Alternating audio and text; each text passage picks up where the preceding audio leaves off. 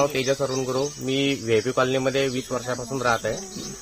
इथे असं झालेलं आहे की आता व्हीआयपी कॉलनी एक प्रकारे एक अनाथ कॉलनी म्हणून झालेली आहे. म्हणजे एक शहरी भागात पण नाहीये आणि ग्रामीण भागात पण तिथं हे नाहीये, कुठेच नाहीये. बरोबर आहे. आमदारकीचे इलेक्शन असले की सगळे इकडे येतात, वोटबीट मागतात आणि मग त्या गोष्टीचा काही फायदा नाही ना. तिकडे आहे मी तर इकडे आता इथं राहणारे लोक सगळे मिडल क्लास लोक आहेत. इकडे पाण्याची व्यवस्था नाही आहे, सगळ्यांच्या बोरिंगा आटलेल्या आहेत. विषय असा आहे की 700-800 रुपयाचा टँकर हा मिडल क्लास माणूस आमच्याकडे घेतो. आज त्याची इतकी पाण्याची इतकी बोंबाबोंब झाली इकडे आणि गटरी नाहीये. त्याच्यानंतर कचरा आहे, कचरा कुंडी सगळी इथे पडलेली राहते. सगळा दुर्गंधी येतो, वास येतो, मच्छर येतात त्याचे. बरोबर आहे. मच्छर येतात, मग त्याच्यानंतर यांचे तब्येती पण खराब होतात. इकडे अंगणवाडी नाहीये, काहीच सोयी सुविधा नाहीये.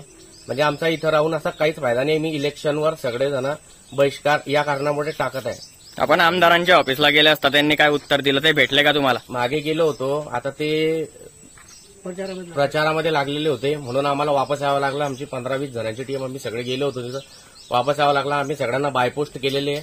आता बघू, आता हे 2-3 जण जे इलेक्शनला जे उभे आहेत त्यांच्यामधून कधी कोणी इथे आलं ना आम्हाला लेखी आश्वासन कधी दिलं लेखी तर आम्ही इलेक्शनला जाऊ, वोट करू. नाहीतर आम्ही 1200 ते 1500 जण पूर्ण बहिष्कार करणार आहोत. हा तुमचा जो प्रश्न आहे तो 15 ते 20 वर्षापासून हा प्रश्न आहे. मग आतापर्यंत तुम्ही मुद्दा उठवला होता का याबाबत? मुद्दा उठवला होता. ग्रामपंचायतमध्ये कधी गेलो तर ते म्हणतात तुम्ही इकडे आहे. शहरी भागात कधी गेलो तर ते इकडचे साहेब म्हणतात तुम्ही तिकडे आहे. म्हणजे आम्ही अनाथ बनून गेलेलो आहे. आम्हाला कोणीतरी दत्तक घ्या.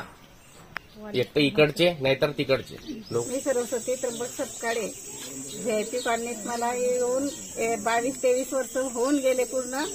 पण तेव्हापासून आमच्या घराला पाणी पण नाही आणि रस्त्याचा पण खूपच हे पाऊस जर आला तर खूप चिखल होतो आणि इथे कचऱ्याचा पण खूपच त्रास आहे.